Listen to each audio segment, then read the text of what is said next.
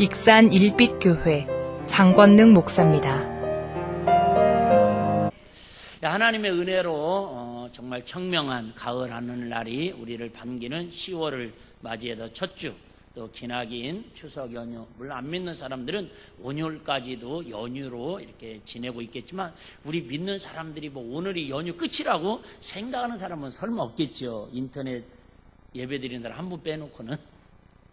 어쨌든 뭐 좋았던 싫었던 힘들었던 어려웠던 또 명절 연휴를 잘 보내시고 이렇게 반갑게 하나님 앞에 나와서 예배드리는 우리 일빛 가족들, 또 방송으로 예배드리는 우리 성도님들, 또 이 나라 임족의 하나님의 더 크신 은혜와 오늘 본문의 말씀처럼 제목처럼 향유 냄새가, 하나님의 향기가 가득한 10월의 가정과 나라와 민족이 되시기를 주의 이름으로 축복합니다. 우리는 누구나 다 행복하기를 원합니다. 그런데 사실은 우리끼리 얘기지만 안 믿는 사람들은 행복이라는 단어를 쓸 수가 없습니다. 다시 말씀드리면 행복은 내가 노력해서 만들고 내가 위쪽으로 구해서 누리는 게 행복이 아니라, 행복은 샘이 퐁퐁 솟아나듯이 내 안에서 하나님 주시는 영혼의 기쁨의 샘이 솟듯이 솟아나는 기쁨이 행복인 것이지, 세상에서 가지려고 노력해서 내가 만족하고, 물론 자기들도 행복하다고 합니다. 돈이 있어서 행복하고 자녀가 있어서 행복하고 가족들하고 맛있는 거 행복한데 그건 영적인 행복이 아니다 그 말입니다. 그래서 진정한 행복은 예수 믿는 저와 여러분들만이 누릴 수 있는 행복이라는 거예요. 그래서 우리가 행복을 성경에서 찾아보면 축복이라는 단어로 이렇게 좀 이해할 수 있습니다. 가장 가깝게 의미가 있는. 근데 축복이라는 단어는 우리가 영어로 블레싱이라는 단어예요. God bless you 그러잖아요. 축복한다고 할 때 처음 들어봐요? 내가 영어만 하면 이상해지더라고. 그걸 감안해서. 근데 블레싱이라고 하는 축복이라는 단어가 어디에서 오냐면 피의 제사에서 오는 단어예요. 그러니까 예수의 피를 통해서 우리가 주의사함 받아야 진정한 하나님으로 받는 축복이고, 그 사람만이 진정한 행복을 누리는 사람이다 그 말이. 할렐루야. 혹시 우리가 한 주간 동안 여러 가지 힘들고 어렵고 뭐 내가 만족하지 못하고 서운한 것이 있고 또 뭐 선물을 받지 못하고 맛있는 걸 먹지 못하고 자녀들이 용돈을 안 주고 뭐 어떤 상황이 있을지라도 우리는 예수의 피로 블레싱, 하나님으로부터 복을 받은 사람들이니까 오늘 그 하나님의 복으로 더욱더 감사하며 나아가는 은혜가 있기를 주의 이름으로 축복합니다. 자, 성경에 뭐 다 설명할 수는 없고 예수님이 3년 6개월 동안 공생애를 사시면서 그 당시나 지금이나 예수님 마찬가지지만 우리의 모든 관심사는 가정의 관심사가 있습니다. 가정의 관심사가 있다라는 말은 바꾸어 얘기하면 뭐예요? 집의 관심사가 있습니다. 순서가 바뀌었지요. 우리의 인생은 모든 최고의 관심사가 그래도 집에 있습니다. 아이고 목사님, 저는 집보다는 신발에 더 관심 있고 차에 더 관심 있고 옷에 관심 있는데요. 집을 아직 소중한지를 몰라서 그러는 겁니다. 그래서 일명 우리 젊은이들이 서울에서 직장생활 해가지고 한 푼도 쓰지 않냐고 월급 받은 거 꼬박꼬박 모아도 웬만한 서울에 20평, 24평 아파트를 사는데도 30년, 40년 모아도 아파트 한 평을 한 채를 못 산답니다. 왜요? 16억, 20억씩 가니까. 이렇게 사람들은 관심이 집이 있어요. 그런데 그 집보다 더 중요한 건 그 집 안에서 사는 가족이라는 거죠. 가정, 가족. 무슨 얘기를 하려고 그러냐면 예수님은 가족은 있었는데 가정은 없었어요. 그것도 공생이 시작하면서부터는 가족, 집에 대해서 예수님하고는 관계없는 분야였어요. 말씀하셨죠? 공중에 나는 새를 보라, 백합화를 봐라. 저들은 머리 둘 곳이 있고 집이 머물 곳이 있는데 예수님은 인자는 머리 둘 곳이 없다라는 거예요. 집이 없다라는 거예요. 그래서 3년 6개월 동안 예수님은 주로 그렇다고 해서 남의 집에 불쑥불쑥 들어가서 신세지지 않았어요.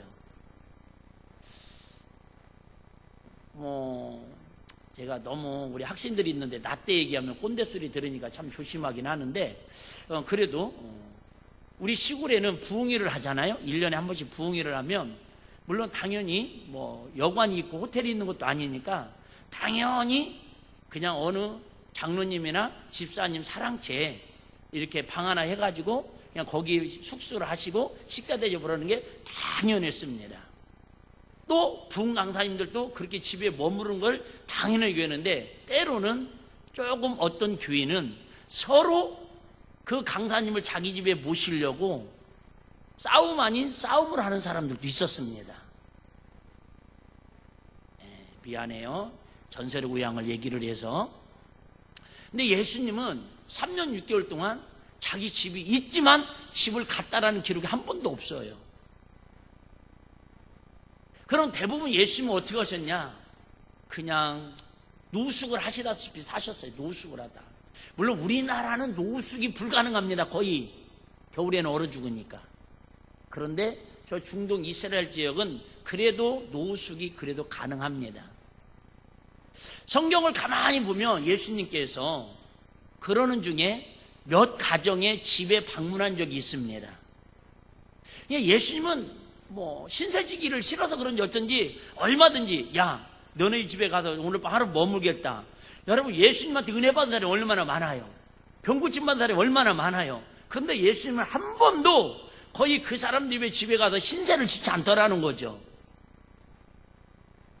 그래서 기껏해야 가시어서 우리가 기억나는 집 중에 하나가 누구냐면 그나마 집에 방문한 것이 베드로의 장모가 열병에 앓아 누웠다고 할 때 그 집에 가서 한번 방문을 했습니다. 그건 얻어먹으러 간 것도 아니고 대접받으러 간 것도 아니고 베드로가 수제자인데 그래도 그 장모가 열병에 앓아 누웠다고 숙병 걸렸다고 하니까 가서 기도하고 치유해 주러 갔다 온 사건입니다. 그 중에 또 한 사건이 있죠. 예수님은 별로 가고 싶지 않았는데 가나안 혼인잔치 집에 가셨던 기억이 있습니다. 거기 가서 주무셨어요? 안 주무셨어요? 안 주무셨습니다.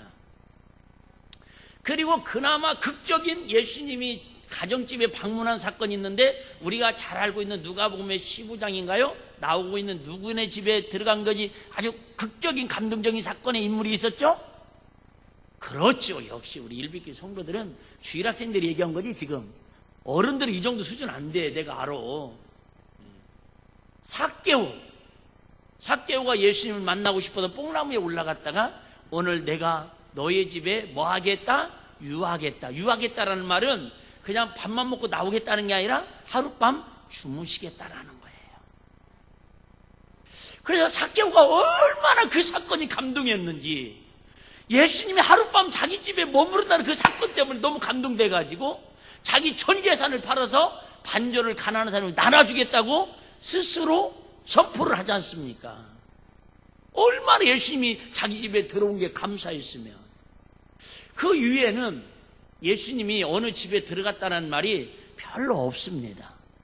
그렇게 많은 사람을 만나고 그렇게 많은 사람을 치유하고 이적과 기적과 표적을 역사했지만 없어요.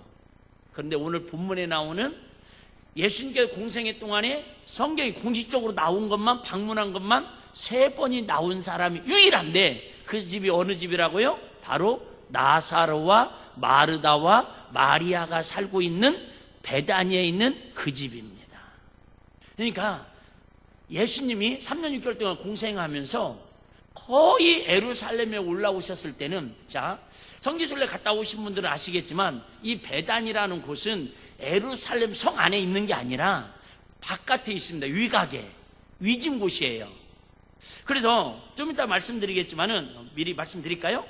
이 원래 베단이라는 마을은 베다니 주부에도 써놨어요. 베단이라는 마을은 원래는 벳아니라는 마을이에요. 벳아니. 벳이라는 말은 베들레헴 할 때 그 벳하고 똑같은데요. 집 혹은 마을이라는 뜻입니다. 그러니까 조그마한 촌동네라는 뜻이에요. 벳. 아니라는 뭐냐면 가난한 사람. 이게 가난한 사람. 벳. 마을, 촌. 그러니까 어떤 사람들이 모여 사는 곳이라고요? 가난한 사람들이 모여 사는 지명이 그래. 얼마나 전통적으로 그 동네에는 전통적으로 그런 베다니 하면 가장 가난한 사람들이 모여 사는 우리 서울로 말하면 뭐예요? 달동네. 그런 동네에 살고 있는 그런 삼남매예요. 더군다나 아시는 것처럼 자, 나사로는 노총각입니다. 노총각이에요. 그리고 두 누이 동생이 있는데 노처녀예요. 그러니까 달동네에 가장 가난한 달동네 촌에 세 남매가 지금 가난하게 살고 있는 거예요. 근데 예수님이 가장 힘들고 어디 가도 쉴 데가 없으면 가장 편하게 가서 하룻밤 가서 주무시고 또 식사하시고 가장 편하게 지냈던 3년 6개월 동안 사셨던 집이 어디지라고요? 살진 않았지만 유했던 집이 바로 오늘 본문에는 나사로라고 하는 집입니다. 우리가 생각할 때는 예수님은 막 5성급 호텔에서 주무시고 막 파라솔이 있고 잔디밭이 있는 그런 집을 선호했을 것 같은데 성경에는 한 번도 그런 집을 갔다라는 방문도 없습니다. 유일하게 간 삭개오 집은 좀 부잣집이었어요. 그런데 그는 또 아시죠? 이방인이라고 삭개오 세리장이라고 그래서 그 집에 간 것만으로도 얼마나 예수님께서 지금으로 보면 악성 댓글에 시달렸는지 모릅니다. 어쨌든 예수님께서 그 베다니에 있는 가장 가난한 달동네 그 촌에 뭐라고 하냐면 앞부분에 좀 이따 읽어보시겠지만 나사로를 뭐라고 하냐면 나의 친구가 잠들었도다 그럽니다. 개인적으로 예수님께서 이처럼 가장 많이 공생애 동안에 방문한 집이 나사로의 집이고 개인적으로 가장 나의 사랑하는 친구라고 이렇게 뭐랄까요, 여러분 한두 번 만났다고 친구라고 하는 거 아니잖아요. 물론 막 넉살 좋은 사람은 그냥 아이고 자기보다 나이 많게 보면 형님 그러고 막 동생 아우 그러는데 그건 나는 이해가 잘 안 되더라고요. 그래도 예수님이 친구라고 할 정도면 제가 볼 때는 나이 또래도 어느 정도 맞아야 하고 어느 정도 뭐랄까요 소통도 되고 그래도 격이 없이 예를 들면 예를 들면 조심스럽네. 어려운 막 사위 왔을 때 막 그 손님 대접하듯이 저는 그런 건 친구라고 하지 않잖아요. 그래서 손님은 손님인데 무슨 손님이라고 그래요? 오직하면 100년 손님이라고 그러잖아. 100년에 한 번만 왔으면 좋겠다는 손님이지. 그런데 나사로는 예수님이 뭐라고 그래요? 나의 사랑하는 친구라고 그래요. 손님이 아니라는 거예요. 나사로도 당연히 예수님을 손님으로 취급하지 않고 뭐예요? 그냥 친구. 그거 아세요? 조심스러운 얘기인데 가족보다도 더 소통하고 친밀할 수 있는 게 친구잖아요. 그러니까 가족은 혈연관계지만 친구는 우정관계잖아요. 어떻게 보면 가족끼리는 불편한 얘기 할지 못하는 것도요, 친구하고는 비밀 얘기도 할 수 있습니다. 너무 이 부분을 제가 강조하는 것 같아서 이제 넘어갈게요. 어쨌든 예수님이 공생애 동안에 가장 많이 들락거렸던 집이 나사로의 집이고 가장 제자들한테도 친구라고 하지 않았거든요. 근데 이는 나의 사랑하는 친구라고 그렇게 예수님과 돈독한 관계를 맺었던 집안이 바로 나사로의 집이었다 그 말입니다. 이 말씀은 우리가 아시는 것처럼 11장에서부터 본문이 시작됩니다. 그리고 11절까지 이어지는 말씀입니다. 내용은 잘 아는 내용이니까 뭐 길게 설명드리지 않을게요. 예수님께서 예루살렘으로 이제 유월절을 지키기 위해서 올라가십니다. 올라가시는데 소문이 들려와요.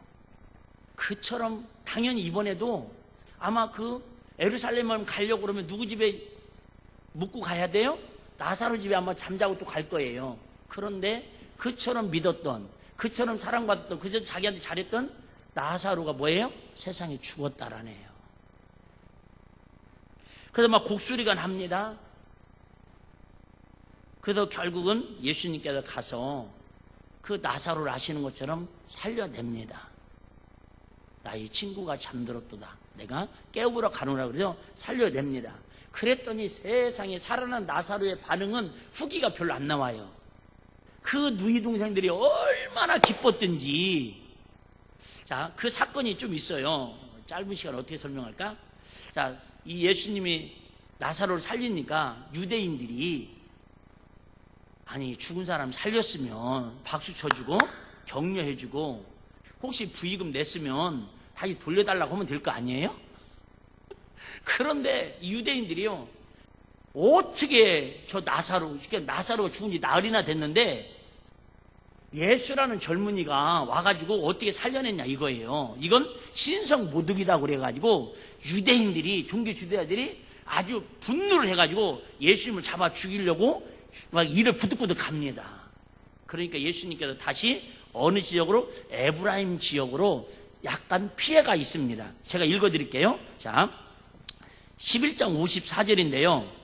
53절 제가 읽을게요. 이날부터는 저희가 예수를 죽이려고 모의하니라. 그러므로 예수께 다시 유대인 가운데 드러나게 다니지 아니하시고 여기를 떠나 빈들 가까운 곳인 에브라임이라는 동네에 가서 제자들과 함께 거기 유하시니라.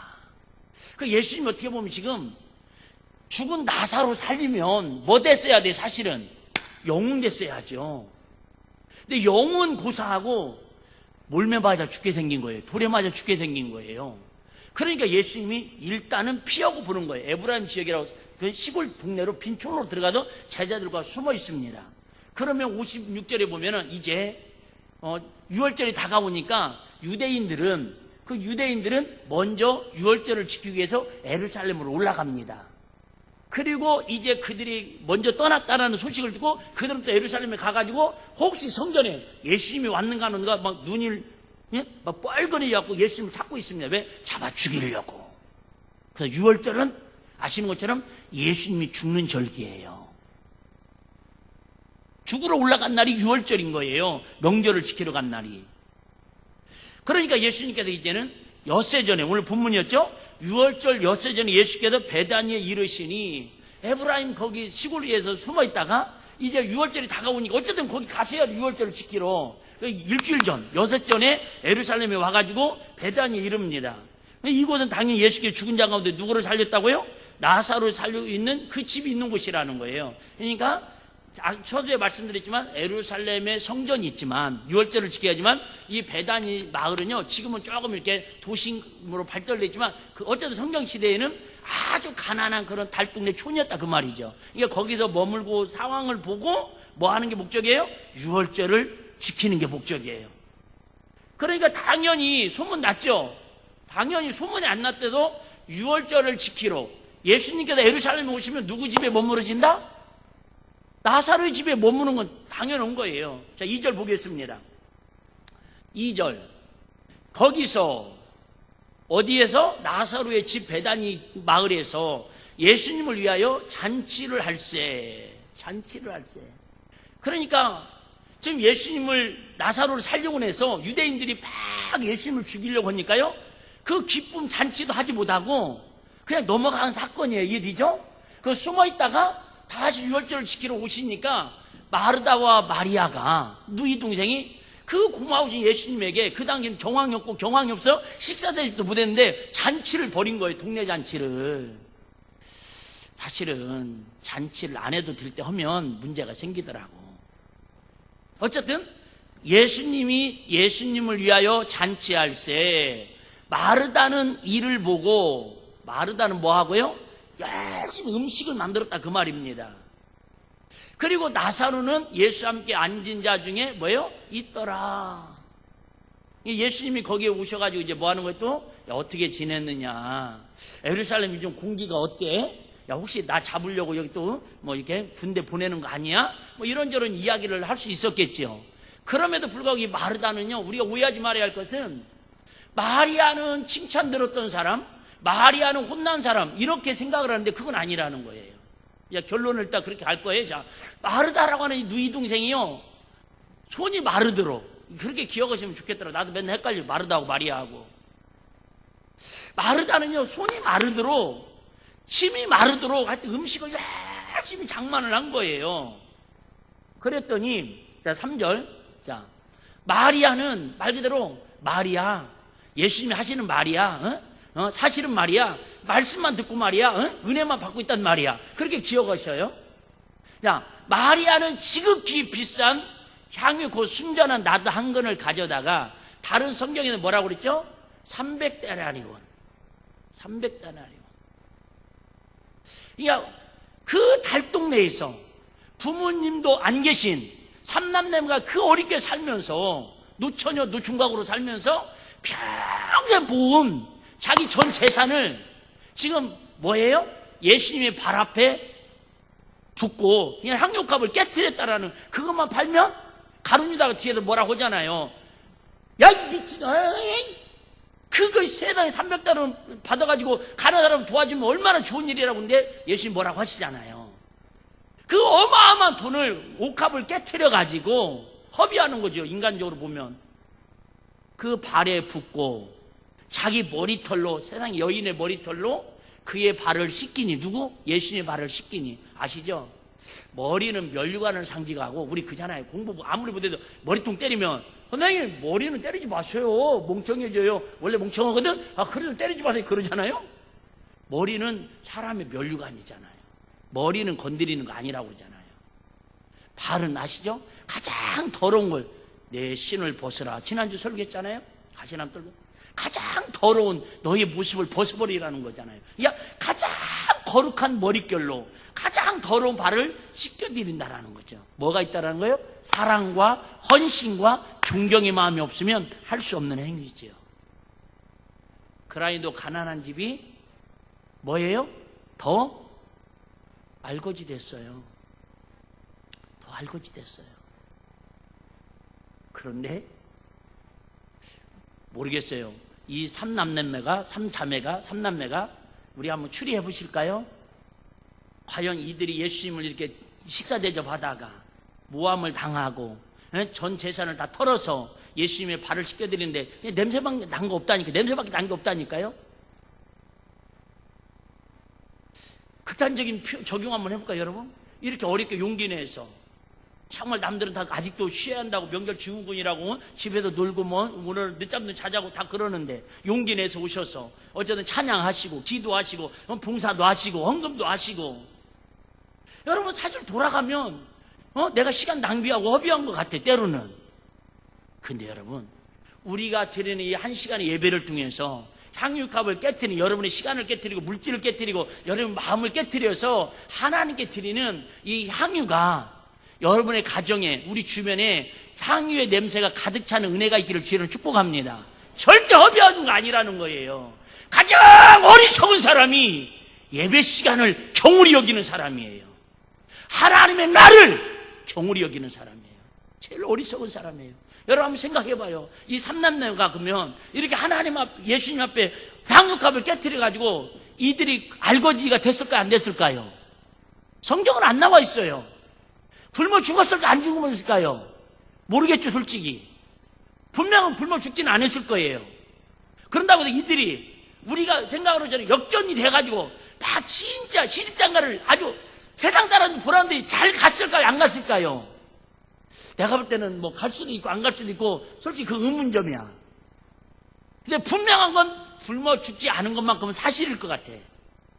그런데 100% 제가 확신할 수 있는 것은 이 마리아의 행적이 머지않아 저와 여러분들이 하나님 나라에 갔을 때에 우리보다 그냥 일반적으로 얘기하는 거예요. 우리보다 그의 상급이 더 많을까요? 적을까요? 이것만큼 제가 100% 확신 있게 말씀드릴 수 있습니다. 이게 마리아와 나사로와 나의 집에 향유가 가득한 모습이 우리 예수 믿는 사람이라면 성경을 믿는 이걸 부인할 사람은 한 사람도 없을 거다 그 말이죠. 그걸 바라보았기 때문에 마리아는 향유값을 깨뜨릴 수 있었다 그 말이에요. 여러분 오늘 예배 시간만 바라보면 예배 시간을 통해서 나한테 이익이 될까 손해가 될까 손익계산을 한다면 여러분들 어떻게 보면 손해본다고 생각할 수도 있을 거예요. 분명히 말씀드리는 건 오늘 오면서 혹시 뭐 안 좋은 일이 있을 수도 있고 예를 들면 그저 뭐 딱지를 뗄 수도 있고 또 여러분들에게 뭐 물질적인 약간의 손해볼 수도 있을 것이고 분명한 건 오늘 저와 여러분들이 이 시간을 향유값을 깨뜨리듯이 하나님 앞에 드리는 이 옥합을 통해서 분명한 것은 가정에 우리의 예수의 향기가 퍼져나가고 이웃에 퍼져나가고 그건 의문점이라고 할지라도 주님 나라 가면 그날 그 시에 네가 어디 있느냐고 물어보셨을 때에 우리가 은혜의 자리, 믿음의 자리, 하나님을 감동시키는 예배 자리에 있는 그 자체만으로도 하늘나라의 면류관의 상급의 주인공이 될 줄로 믿습니다. 발을 냄새가 집에 뭐예요? 자, 지극히 향유 한 근을 가져다가 그 발에 붓고 자기 멀리 그 발을 씻기니 향유 냄새가 집에 뭐 하더라? 가득하더라. 그래요. 아무리 황금이 돈이 좋아도 그 집에 행복의 냄새를 가득 채울 수는 없습니다. 아무리 맛있는 갈비 냄새가 그죠? 뭐 전이 맛있는 냄새가 진동을 하더라도 그 냄새가 며칠 가지를 못합니다. 근데 그렇게 맛있는 전 냄새도 하루에 3번, 3일만 먹으면 말 안 해도 아시겠죠? 그도 먹고 싶다. 근데 예수님을 향해서 헌신한 그 사랑, 예수님을 향해서 깨트리는 우리의 헌신, 그 향유는 여러분 2000년 전에 예수님이 부었던 그 향유 냄새가 지금도 퍼져서 전 세계를 물들이고 저와 여러분의 영혼에도 이 향유의 냄새가 가득하도록 간증의 축복의 주인공으로 우리에게 들려주고 있더라 그 말이 할렐루야. 그래서 이게 영혼의 기쁨이 이렇게 큰 거예요. 자, 그러면 어떻게 하면 이제 우리가 행복한 무엇 때문에 주님께서 우리에게 행복이 넘치는 가정을 이루라고 말씀하십니까? 1절 다시 한번 보겠습니다. 1절 유월절 전에 예수께서 베다니에 이르시니 이곳은 예수께서 죽은 자 가운데 뭐요? 살리신 나사로의 집이라 그래하라고. 왜 우리가 예수님으로 인해서 행복해야 합니까? 죽었던 저와 여러분을, 죄로 죽었던 저와 여러분을 예수님이 십자가 피 흘려 죽으시고 우리를 살리셨기 때문에 우리는 예수님으로 인하여 행복해야 한다 그 말이 할렐루야.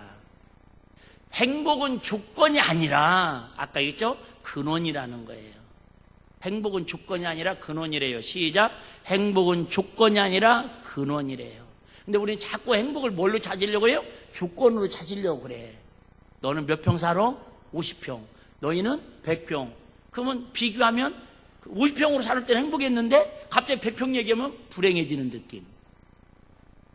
이번에 명절 때 집에 아빠는 보너스 얼마 받았어? 500만 원.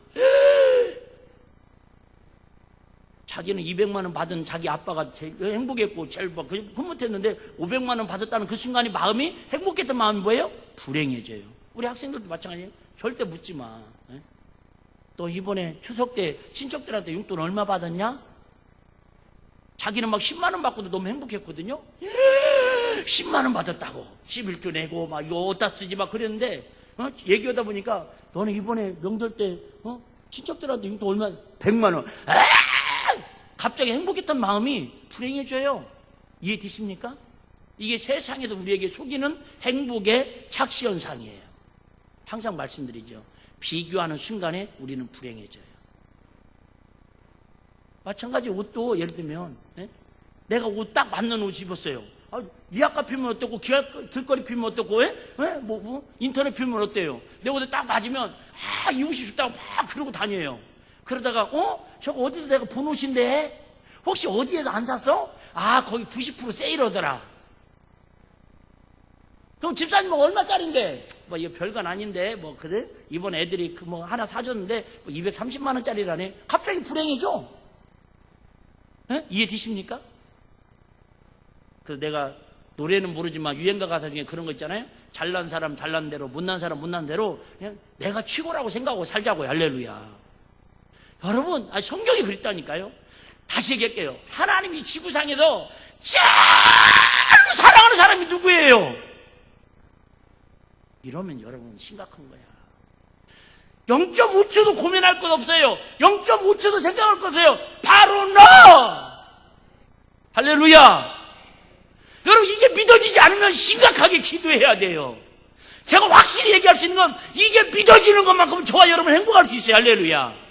내가 배웠던 못 배웠던 가난하던 부자든 큰 교회든 작은 교회든 있든 없든 공부를 잘했던 못하든 그건 세상에 갖고 있는 기준이고요. 조건이고요. 그건 행복의 기준이 될 수 없어요. 행복의 기준은 하나님이 나를 이 친구를 제일로 사랑한다는 사람이 누구라고요? 바로 너!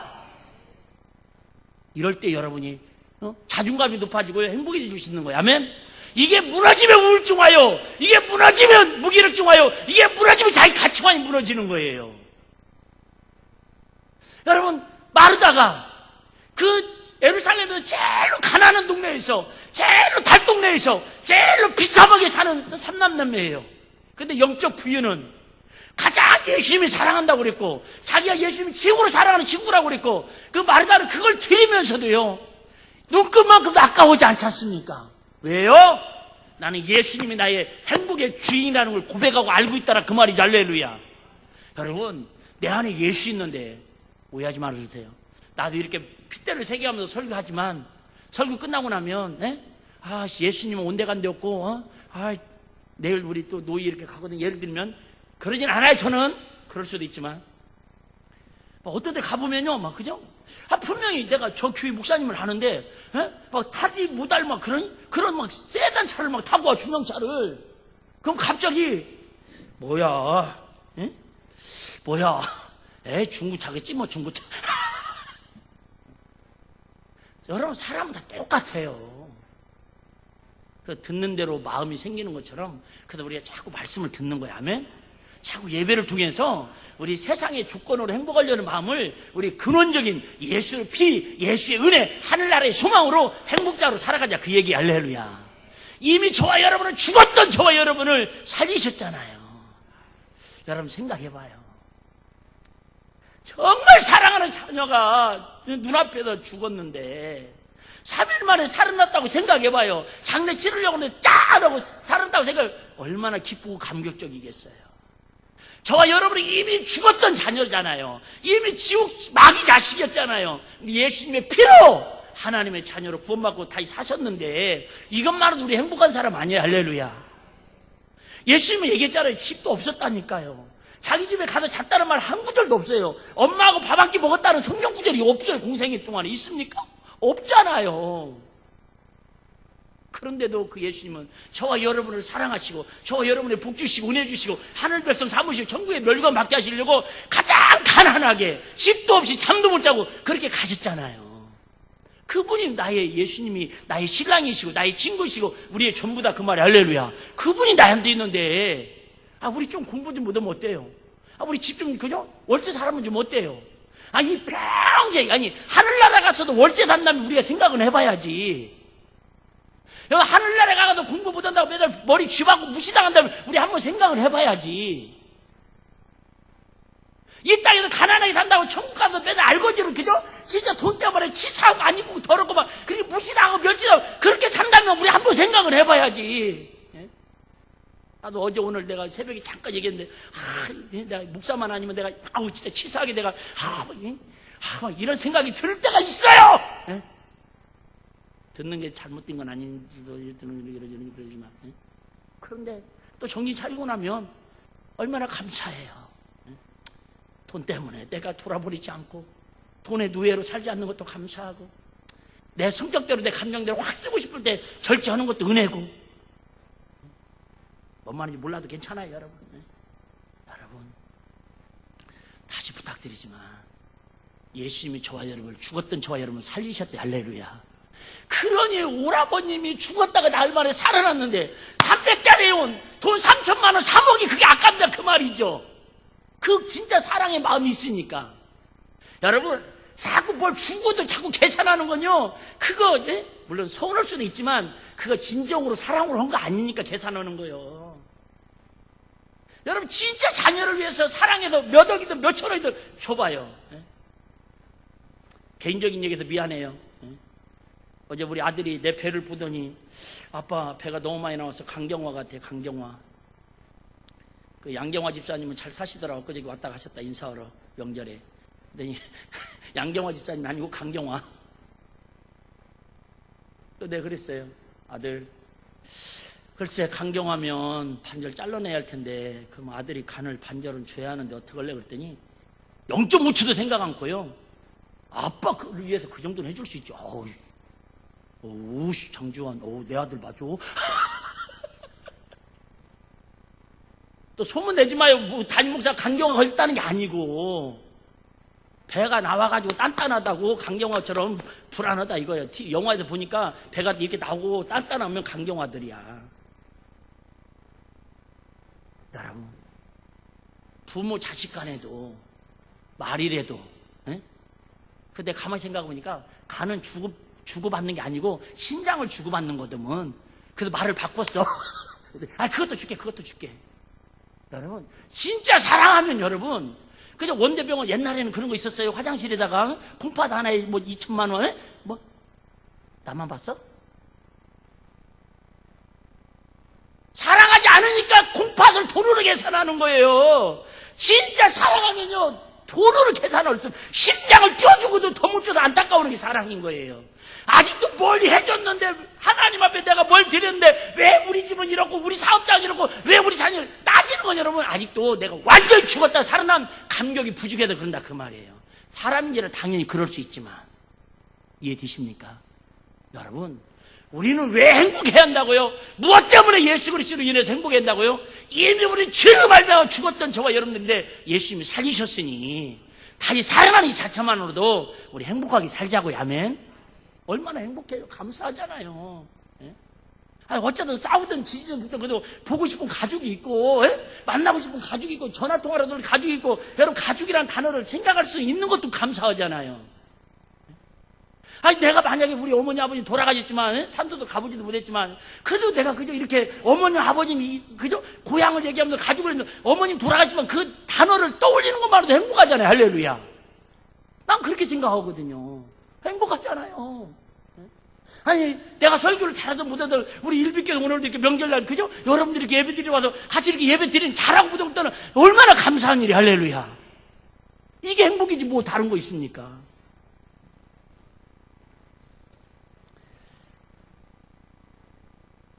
결론만 말씀드리겠습니다. 그럼 우리가 어떻게 하면 행복이 넘치는 가정을 이룰 수 있을까요? 3절 한번 보겠습니다. 3절. 마리아는 지극히 비싼 향유 곧 순전한 낫 한 근을 가져다가 예수의 발에 붓고 자기 머리털로 그의 발을 씻으니 향유 냄새가 집에 가득하더라. 그래, 앞에서는 마리아가 집안일을 열심히 하고 음식 준비했다고 그랬죠. 뭔 얘기를 하려고 결론을 말씀을 지려고 하면, 여러분, 마리아는 주님으로부터 받은 은혜, 즉 예수님으로 받은 사랑, 한마디로 말하면 여러분, 이 집은 예수님으로 인한 아름다운 신앙의 추억이 있고 아름다운 신앙의 간증이 있는 집이다 그 말이 할렐루야. 나는 왜 오늘 여러분이 목사님이 추석 명절 끝나고 행복이 가득한 집, 행복이 가득한 집, 향유 냄새가 가득한 집이라는 설교를 하는가? 목사님의 의도를 한 번 정도만 그냥 깊게는 생각 말고 한 번 정도는 목사님이 이 명절 끝날에 왜 이 설교를 하시지? 그렇게 좀 한 번 정도는 그래야 눈빛만 봐도 저분 마음을 안다고 그럴 때 통한다고 그러는 거예요. 여러분, 진정한 행복은 마르다처럼 그런 체험이 있으니까, 신앙의 간증과 추억이 있으니까 자신 있게 향유컵을 깨뜨릴 수 있었다 그 말이에요. 저와 여러분들이 우리 사랑하는 자녀들하고 일부러 제가 오늘 연합예배를 드리자고 제가 주부를 했는데요. 우리 자녀들에게 유산 물려줘야죠. 아파트도 물려주고 땅도 물려주세요. 그런데 정말 우리 그런 거 못 물려줄지라도 자녀들한테 미안해하지 마시고요. 정말 부모가 믿는 하나님에 대한 예수님을 사랑했던 그 사랑의 체험을, 간증과 추억을 자녀들에게 신앙의 유산으로 물려주는 우리 일비교회 성도들이 됐으면 좋겠어요. 할렐루야. 사실 그게 주제라서 오늘 말씀을 이걸 준비하게 된 거예요.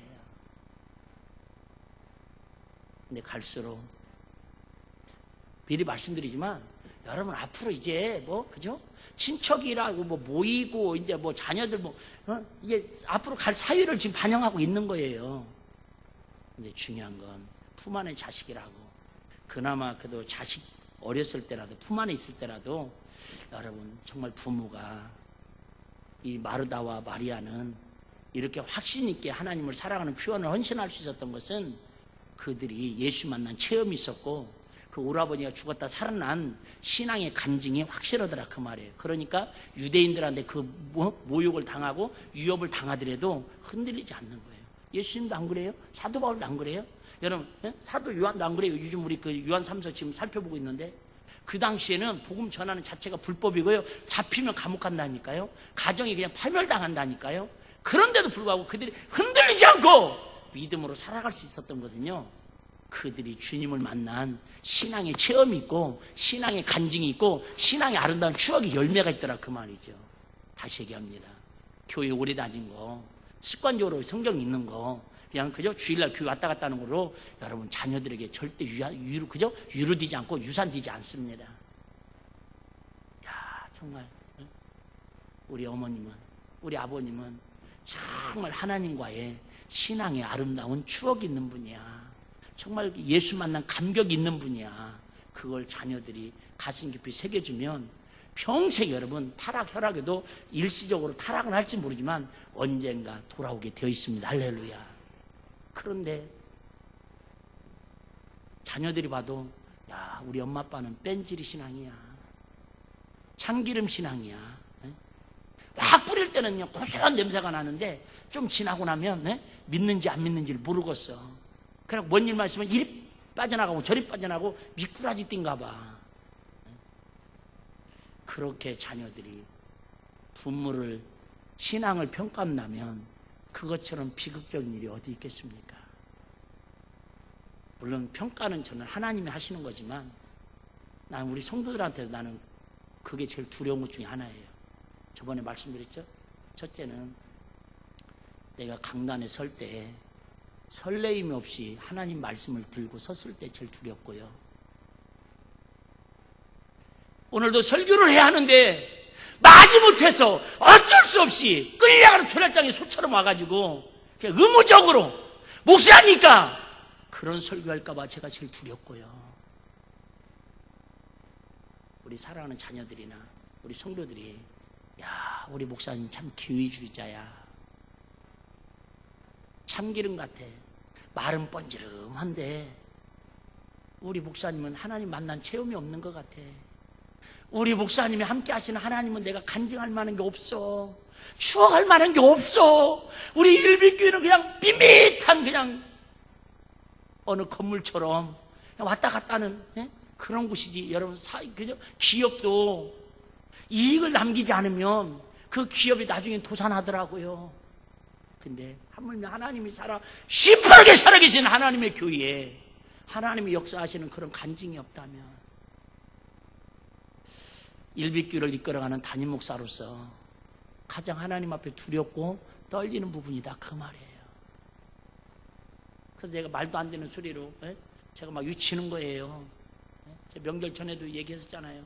여러분 그때 막 두 자릿수로 팍 내려왔을 때 내가 뭐라고 그랬어요? 여러분 이번 주에는 그죠? 50명대로 떨어질 겁니다. 못 믿잖아요 여러분들이. 나는 다 기억하고 있는데 녹화됐을 거래요. 왜 그런 소리 하냐. 여러분 부족한 종이지만 그래도 하나님 감동할 때 순종하고 내뱉으면 하나님 그걸 역사하기를 책임지더라 그 말이에요. 여러분 솔직히 얘기해봐요. 여러분 우리 교회 여기 앉아있는 분들 중에서 그래도 못난 담임 목사한테 그래도 안수받아도 방언받고 안수받아도 여러 귀신 떠나가고 안수받아 문제받고 해결 안 된 분들 몇 명이나 있습니까? 그때는 다 하나님 감사합니다. 우리 목사님을 통해서 역사하시는 하나님 감사합니다. 그런 고백들 한 분들 많지 않아요? 우리 교회 대부분은 솔직히 그 간증이 있는 분들이 여기 앉아 있어요. 근데 저는 그 간증이 사라지는 그날이 제일 두려워요. 여러분 우리 직분으로 의식으로 예수 믿는 그런 가정 되지 말고 마르다처럼 마리아처럼 나사로처럼 그들은 자식이 없어서 유산을 물려줄 수도 없지만 2000년이 지난 우리에게도 신앙의 모델을 보여주는 것처럼 자식이 없으면 어때요? 아들이 없으면 어때요? 나를 통해서 누군가 예수의 살아계심을 증거하고 향유를 없어지는 향유가 아니라 그 향유가 가득한 집이 되었던 것처럼 내가 가는 곳마다 향유를 가득 풍기는 예수 향기 날리는 그런 믿음의 삶을 살아갈 수 있는 저와 여러분들 주인공이 된다면 하나님 얼마나 기뻐하시겠냐 그 말이 할렐루야. 한번 따라하고 마치겠습니다. 성도의 가정은 행복이 넘쳐야 합니다. 그래, 행복은 조건이 아니고 환경이 아니라 나를 살리시고 구원하시고 오늘도 함께 하시는 하나님이 함께 하시는 그 은혜가 행복인 걸 꼭 기억하시고, 여러분 자꾸 우리 마음을 마귀가 흔들어 붙일지라도 내가 오늘도 예수 믿은 구원의 감격이 있는가? 우리 가정이 오늘도 예수의 피에 그저 향유가 피비린내가 퍼져 있는가? 피비린내는 제일 고약하고 썩은 시대는 제일 고약하지만 그게 예수님의 피와 예수님의 살리심이 경험되면요 그 향기처럼 아름다운 게 없다라 그 말이에요. 여러분 우리 아무리 잘나고 똑똑해도 인간 냄새 나면요 진짜 더러워요. 인간 냄새 나면 여러분 역겨워요. 썩은 숭당 냄새 나요. 근데 우리 아무리 향유 뿌린다고 되는 게 샤넬 뿌린다고 되는 게 아니라 예수 피와 예수님의 사랑으로 성숙된 향기를 드러내면 저와 여러분을 통해서 나도 행복하고 가정도 행복하고 교회도 행복하고 이 나라의 민족도 저와 여러분의 그 사랑을 통해서 행복이 이루어지는 은혜가 있을 줄로 믿습니다.